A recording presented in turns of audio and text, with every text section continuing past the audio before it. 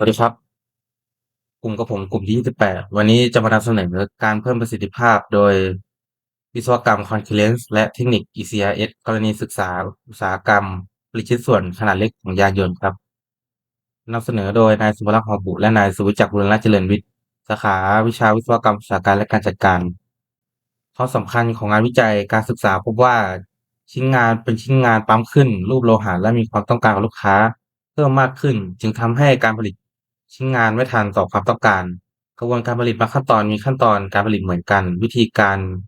ที่ใช้วิจัยใช้วิศวกรรม Concurrence และเทคนิค ECRS ในการปรับปรุงวัตถุประสงค์เพื่อเพิ่มประสิทธิภาพของกระบวนการปั๊มขึ้นรูปโลหะในอุตสาหกรรมผลิตชิ้นส่วนยานยนต์ขนาดเล็กครับทฤษฎีที่เกี่ยวข้องทฤษฎี Concurrence หรือ CE วิศวกรรม Concurrence คือหลักการทำงานอย่างเป็นระบบตั้งแต่การออกแบบกระบวนการผลิตชิ้นส่วนพิจารณาร่วมกันต้นทุนรูปแบบต่างๆที่เกิดขึ้นและผลกระทบที่จะตามมาครับ ทฤษฎี ECRS การปรับปรุงการทำงานโดยเทคนิค ECRS จะประกอบไปด้วยการกำจัด eliminate การรวม combine การจัดลำดับใหม่ rearrange การทำให้ง่ายขึ้น simplify ขั้นตอนการดำเนินงานวิจัยกระบวนการเริ่มตั้งแต่การตั้งทีม CE การศึกษาปัญหา IPPD การเลือกผลิตภัณฑ์และศึกษากระบวนการผลิตการปรับปรุงด้วยเทคนิค ECRS การออกแบบแม่พิมพ์และกระบวนการผลิตการทดลองใช้งานและสรุปผลงานวิจัยครับ การจัดตั้งทีม CTE จะนำฝ่ายที่เกี่ยวข้องกับการปรับปรุง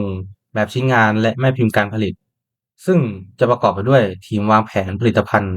ทีมวิศวกรรมทีมการผลิตและฝ่ายบริหารครับการเลือกผลิตภัณฑ์เพื่อเป็นต้นแบบสำหรับการประยุกต์ใช้วิศวกรรม Concurrence จะพิจารณาจากผลิตภัณฑ์ที่ผลิตเป็นจำนวนมากและผลิตต่อเนื่องและมีแนวโน้มมากขึ้นกรณีจากงานวิจัยคือชิ้นส่วนประกอบยานยนต์ SRL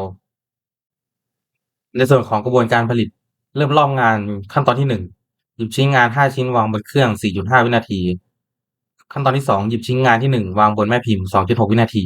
ขั้นตอนที่3เหยียบสวิตช์2วินาทีขั้นตอนที่4หยิบชิ้นงานที่1ออก 2.2 วินาทีขั้นตอนที่5เริ่มขั้นตอนที่2ถึง4ชิ้นงานที่2ถึง5จนสิ้นสุดรอบงานรวมทั้งหมด 27.2 วินาที เวลาผลิตทั้งหมด5ขั้นตอนเท่ากับ 38.5 วินาที ในส่วนการออกแบบแม่พิมพ์และการปรับปรุง จากการวิเคราะห์โดยทีมงาน CE พบว่าสาเหตุของปัญหานี้คือมีขั้นตอนการทำงานหลายขั้นตอน จึงมีการนำหลักการ Eliminate และ Combine จากทฤษฎี ECRS มาปรับปรุงในขั้นตอนการทำงาน หลักการ Eliminate แนวคิดเพื่อที่จะลดขั้นตอนการทำงานให้น้อยลงและขั้นตอนในการผลิตลดจำนวนคนแนวทางการแก้ไขปัญหาโดยวิเคราะห์และเสนอขั้นตอนการทำงานจาก7ขั้นตอนเหลือ4ขั้นตอนหลักการ Combination เกณฑ์ที่ใช้ในการปรับปรุงคือขั้นตอนที่เหมือน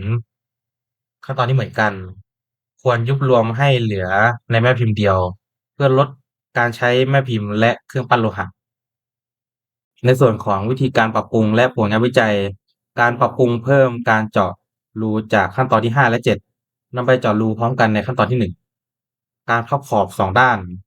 จากเดิมมีการผลิต2ขั้นตอนคือขั้นตอนที่4และ6นำไปปรับปรุงโดยออกแบบแม่พิมพ์ให้มีการครอบขอบทั้ง2ด้านในครั้งเดียว จากกระบวนการผลิตแบบเดิมมีขั้นตอนการผลิตทั้งหมด7ขั้นตอน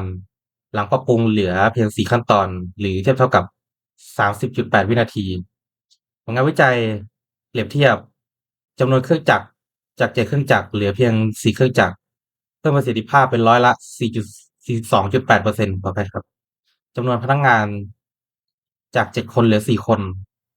ประสิทธิภาพเพิ่มขึ้นเป็นร้อยละ42.8%เอ่อเวลาในการ เวลาในการผลิตจาก38.5วินาทีเหลือ30.8วินาทีคิดเป็นร้อยละ20%ก่อนปรับปรุงมีขั้นตอนการผลิตอยู่ที่7ขั้นตอนหลังปรับปรุงจะเหลือ4ขั้นตอนสรุปงานวิจัยจากการศึกษารวบรวมข้อมูลและทดลองเพิ่มประสิทธิภาพการผลิตชิ้นส่วนยานยนต์โลหะแผ่นขนาดเล็กด้วยการปั๊มโลหะขึ้นรูปกับแม่พิมพ์วิธีการ วิศวกรรม Concurrence และ ECRS ดำเนินการจัดตั้งทีม CE ปรับลดขั้นตอนการทำงานทำให้ทรัพยากรที่ใช้ในการผลิตลดลงรวมถึงเครื่องปั๊มโลหะแม่พิมพ์พนักงานเวลาและอุปกรณ์ที่ใช้อื่นๆได้ครับผมนายสุภลักษณ์ ทองบุตรจากกลุ่มที่28ขอจบการนำเสนอเท่านี้ครับขอบคุณครับ